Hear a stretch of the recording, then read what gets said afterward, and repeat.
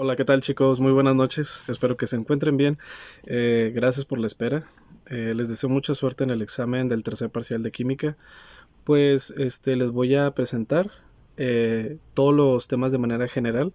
Lo más importante, igual les recomiendo dar un repaso y tomar anotaciones en el video según requieran, ¿ok? Con esto van a encontrar lo mejor para entender los temas y cada uno de cómo se fueron desglosando, ¿sí?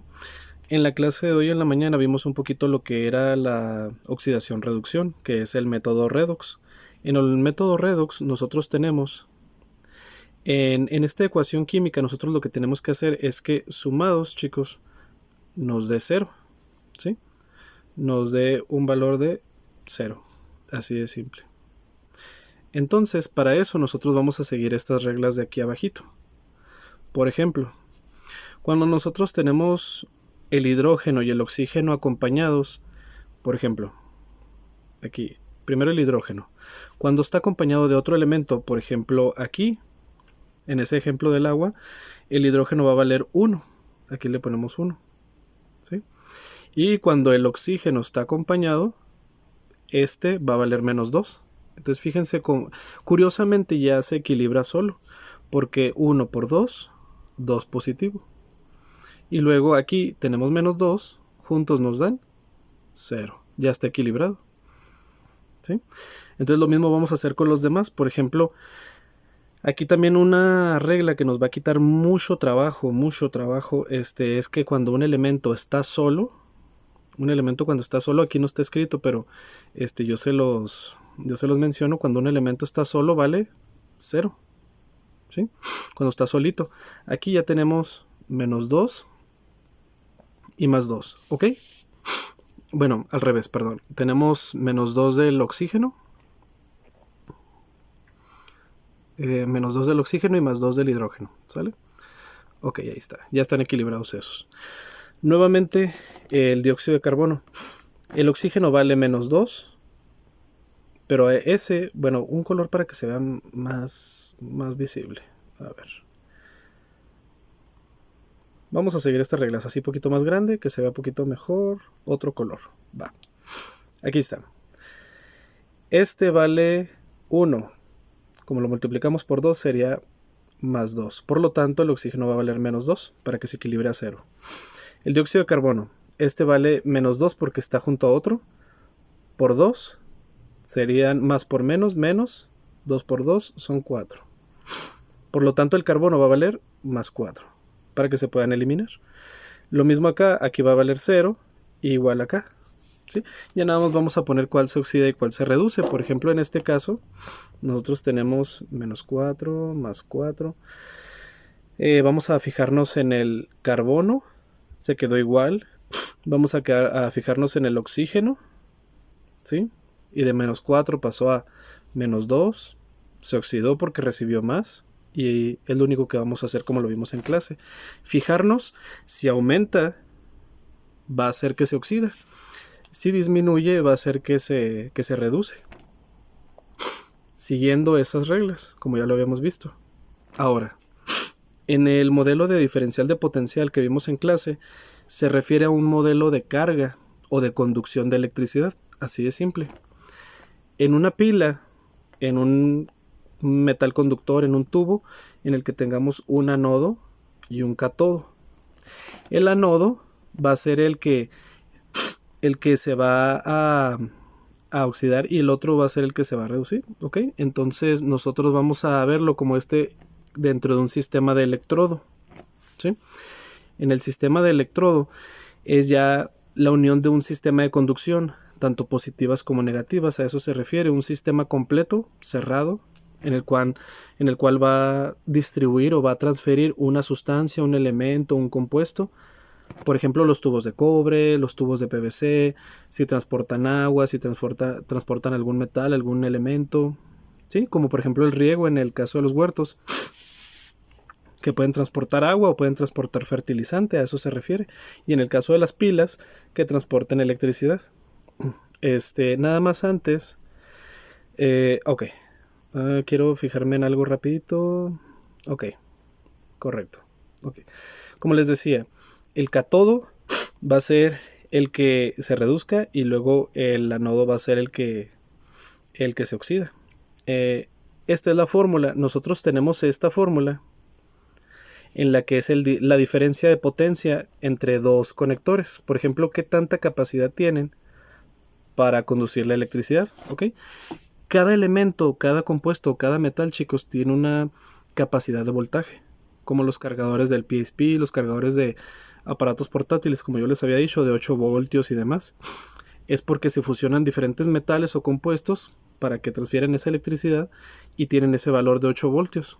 Entonces nosotros vamos a tener esas diferentes cargas. Por ejemplo, aquí en este ejemplo de diferencia de potencial, nosotros tenemos dos diferentes compuestos.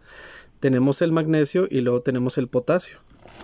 El magnesio por sí solo tiene una capacidad de conducción negativa de 2.34 y el potasio todavía es menor, tiene 2.92 negativo en voltios. ¿Sí? Esa es la capacidad que tienen solitos por conducción. Ahora, ya viendo lo que vimos de la oxidación-reducción, fíjense aquí, el magnesio se le quitaron 2 electrones, por lo tanto de Mg2 pasó a tener 1. De tener 2 pasó a tener 1. Y luego el potasio pasó de tener 2 a tener 3. Así de simple. ¿Sí? Ahora, acuérdense de lo que habíamos dicho en clase. Va a haber momentos en los que va a ser estándar, que de 2 pasa a 2. Y del otro lado va a haber uno que pase de 2 a 4, por ejemplo. Ese sería el que aumenta. Y el otro es el que va a ir disminuyendo porque ya llegó a su rango máximo. Ya llegó a su máximo rango de conducción. Entonces a partir de ahí se va a ir deteriorando la pila. ¿Ok? Entonces, nosotros tenemos que el cátodo va a ser el que se reduce y el anodo va a ser el que se oxida. ¿Sí?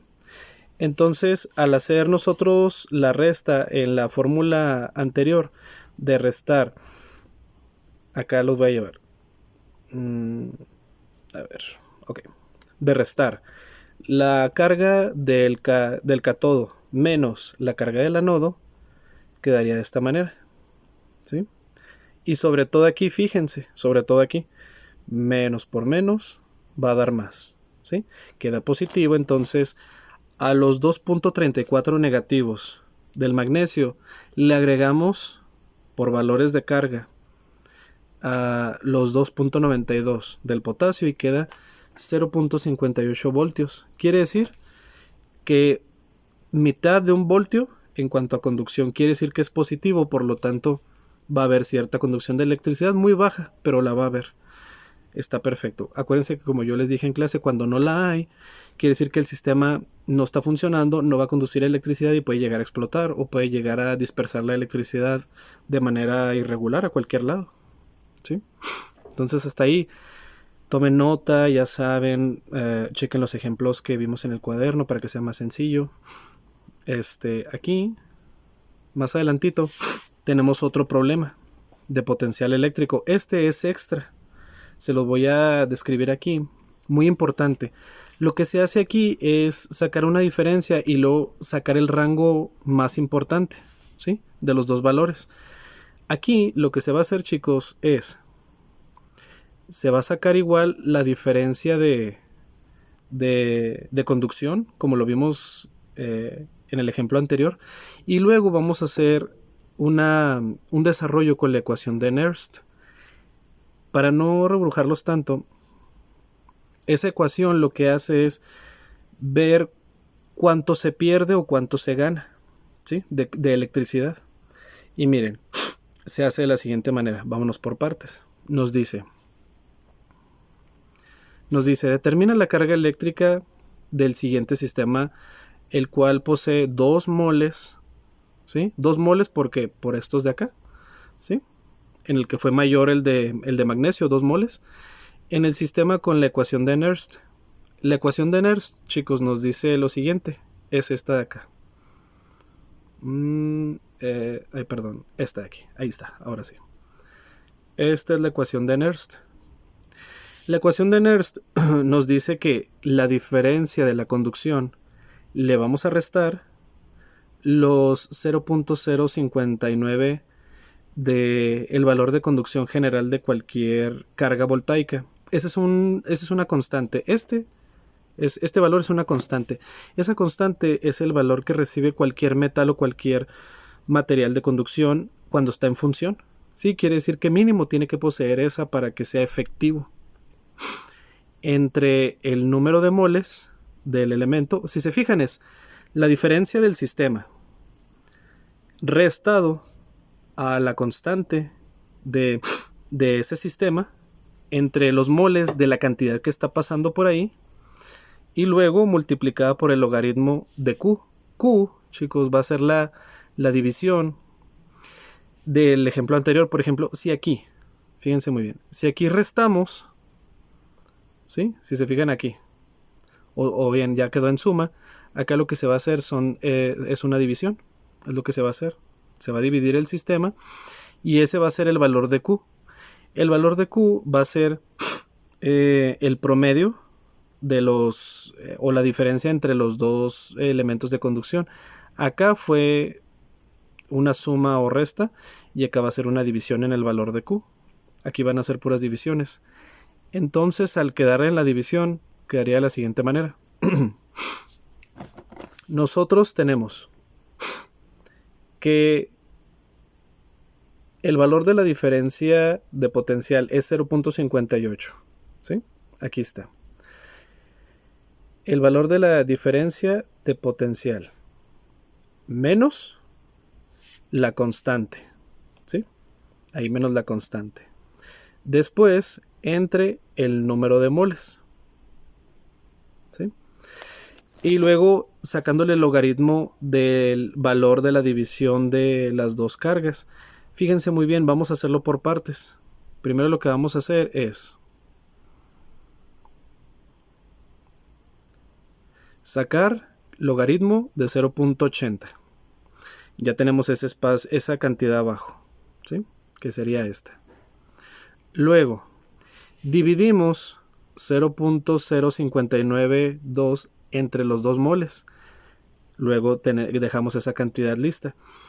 Después, al 0.58 le restamos esta división. Y después de restársela, multiplicamos lo que salió del valor del logaritmo de 8, ¿sí? De 0.80. Entonces nos sale a 0.45. Fíjense aquí lo que hicimos para que no se reburujen. La diferencia se la restamos de la constante entre moles. Esto quiere decir, chicos, para que me entiendan, las diferencias del sistema, de las dos corrientes, la división o el promedio del elemento que está pasando por ahí, del compuesto, ¿sí? La división de ese compuesto. Y luego, el multiplicar. Ese logaritmo de Q es un valor final de lo que se espera. Por ejemplo, valor diferencial inicial del elemento que está pasando por ahí. Por ejemplo, tenemos un tubo. Tenemos lo inicial, tenemos lo final, que sería EO, y luego el elemento que está pasando por esa corriente, que sería esta división de arriba, y luego lo que sale, ¿sí? Que sería el logaritmo de Q, para sacarlo de la corriente de aquí. Entonces, siguiendo esa ecuación, yo siempre les voy a dar la constante, siempre les voy a dar número de moles, y siempre ya nada más ustedes con sacar la diferencia de los volts, pueden sacar logaritmo, y pueden sacar este también. Entonces ya les doy todos los datos, nomás ejecutar la división, ¿sí? Y nos sale que es 0.45. Si se fijan, comparemos estos dos valores. A esto yo quería llegar. El 0.58, compárenlo con el de aquí, ¿sí? Son 0.45 final y 0.58 inicial. Quiere decir que aproximadamente se perdieron 13, más o menos 0.13 volts se perdieron. Quiere decir que la corriente está bajando. A eso se refiere, que está bajando la corriente. Entonces hay que checar el sistema. Para eso nos sirve y por eso dividimos, para ver qué tanta corriente se está dividiendo de manera inicial, fíjense, qué tanta corriente se está dividiendo de manera inicial, de manera final, y luego qué tanto afecta el compuesto que está pasando por ahí. Eso es lo que sería. ¿Sí? Este es extra, como les digo, lo agregué para complementar el tema de diferencia de potencial. Nomás viene un problema, viene la fórmula y siempre les voy a dar los datos, nomás para que lo ejecuten. Y en este fue donde al final yo les dije que se repite y le tienen que agregar los voltajes o el volt, lo tienen que duplicar. Bueno, ese fue el dato que les dije en la clase que agregaran, en el último ejercicio de este tema. ¿Sí? En el ejercicio del examen número 4. Esto es lo que van a tener que hacer y ahí viene, me parece 0.34 y 0.34. Entonces el segundo valor que se repite, ahí le ponen 0.68. ¿Sale? O sea, al doble, porque de hecho ahí viene, de una vez se los pongo. En el examen viene así, chicos. Viene CU. Válgame, ¿por qué no quiere escribir? A ver, viene CU es igual a 0.34 volts. Y viene CU2, ahí venía 0.34, pero yo necesito que lo pongan al 0.68. ¿Sí? Este de acá. ¿Sale? Eso van a hacer en el examen nada más. Pasemos al siguiente. Ok, en las deficiencias. Aquí les va a servir para el examen y lo que hemos visto de tema transversal de las plantas con lo que yo les expliqué en la clase. De aquí para abajo se llaman macronutrientes. ¿Sí? Los macronutrientes, chicos, son los que se encuentran en gran cantidad en la planta y son los más importantes. El nitrógeno, el fósforo, el potasio, el magnesio. Si a la planta le hace falta uno de estos nutrientes, se va a manifestar en las hojas de abajo o en las primeras que salen. Luego en las de abajo, en las más grandes, ahí se va a manifestar. ¿Qué colores? Por ejemplo, fíjense aquí. A ver, ahí están. Por ejemplo, el magnesio van a ser manchas en las hojas, manchas amarillentas. Esas, si se fijan, las hemos tenido mucho en los huertos, mucho. Y yo les decía, ¿hace falta magnesio o zinc? Era ese ejemplo. La diferencia es que si crecen en las hojas de abajo, es magnesio. Si crecen en las hojas de arriba, va a ser zinc. Pero ahorita vemos eso. Ok, manchas sería magnesio en las hojas de abajo. Potasio. Potasio se va a encontrar en las hojas viejas y van a aparecer quemadas. Si se fijan, algunos huertos se han quemado. Falta de potasio. Sobre todo si es en las hojas bajas de la planta, las más grandes y en las primeras que salieron. Nitrógeno. Acuérdense lo que yo les dije. La ausencia de nitrógeno es por exceso de agua. Porque ustedes limpian el elemento, entonces se va a ver muy amarillenta.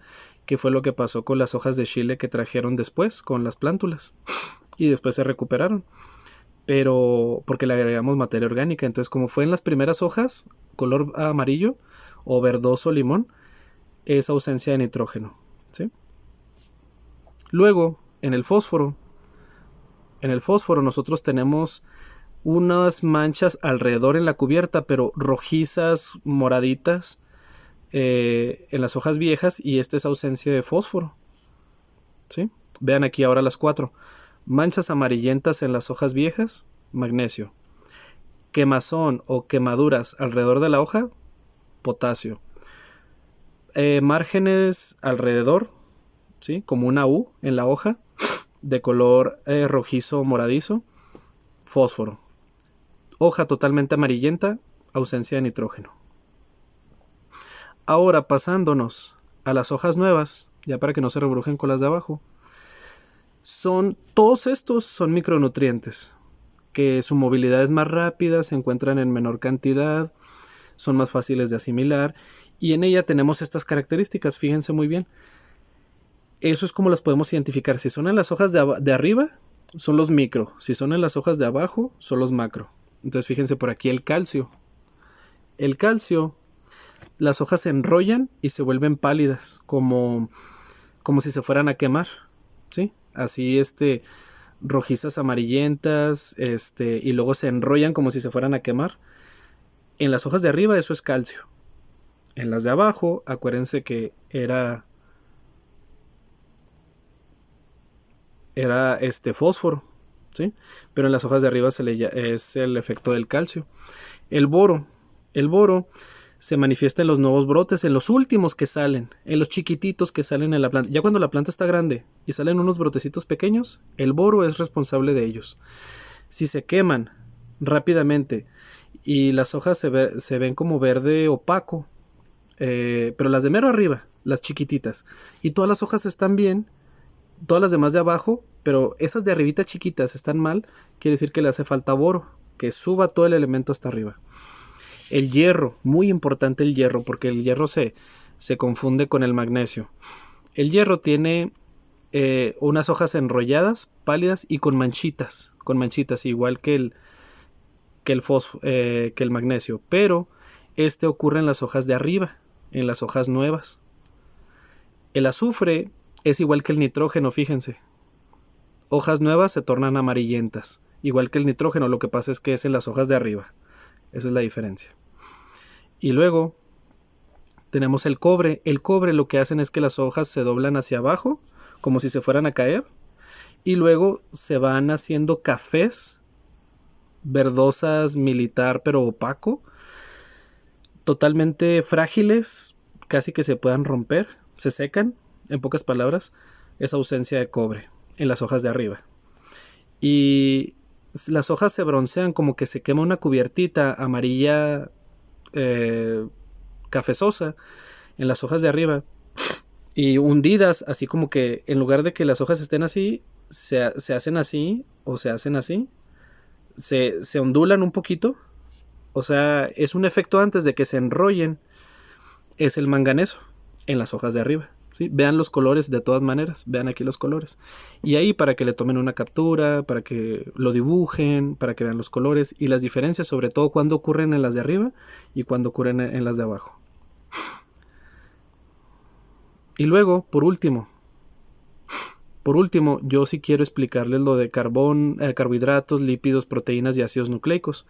Fíjense en la imagen, eso es lo único que yo les digo. Por ejemplo, en los carbohidratos, fíjense que esas son líneas de enlaces o de puentes entre un carbono y un hidrógeno. Entonces esos enlaces están sujetos. Por ejemplo, las moléculas están enlazadas por ese palito, por esa flechita, ese enlace o ese puente, como le quieran decir. Entonces estas, chicos, las necesita el cuerpo y son normalmente utilizables para el cuerpo. Unas se pueden degradar más fácil que otras, pero son utilizables. En cambio, los lípidos, lo que está enseguida,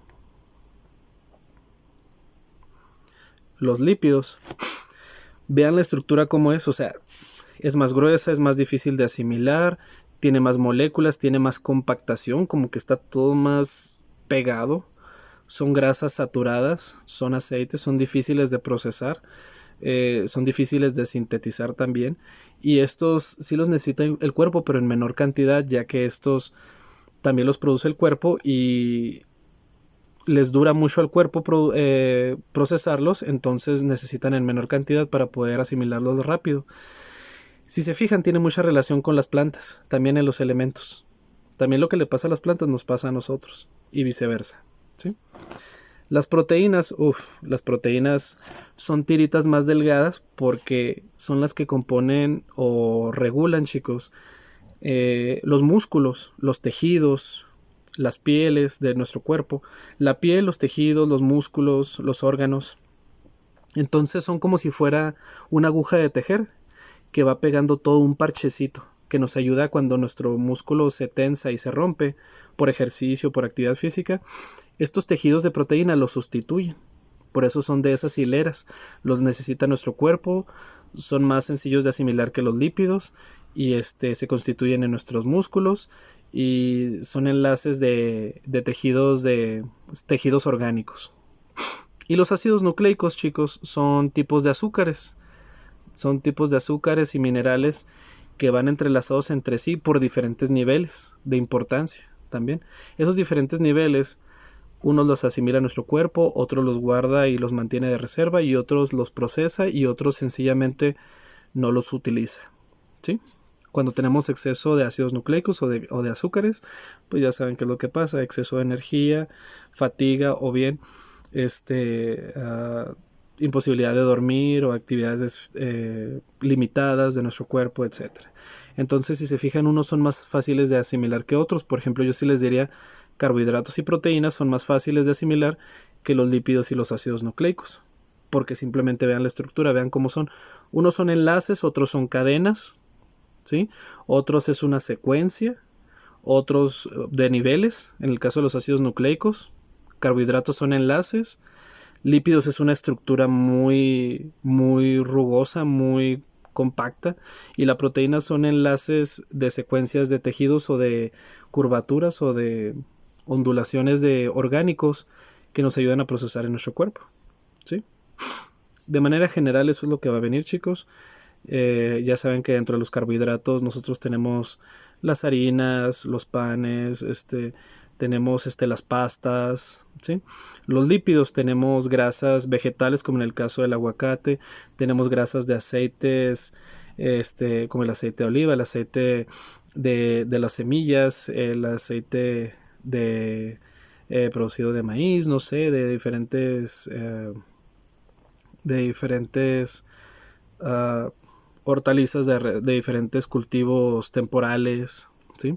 Las proteínas, ya sea de grasa de proteínas animales o proteínas de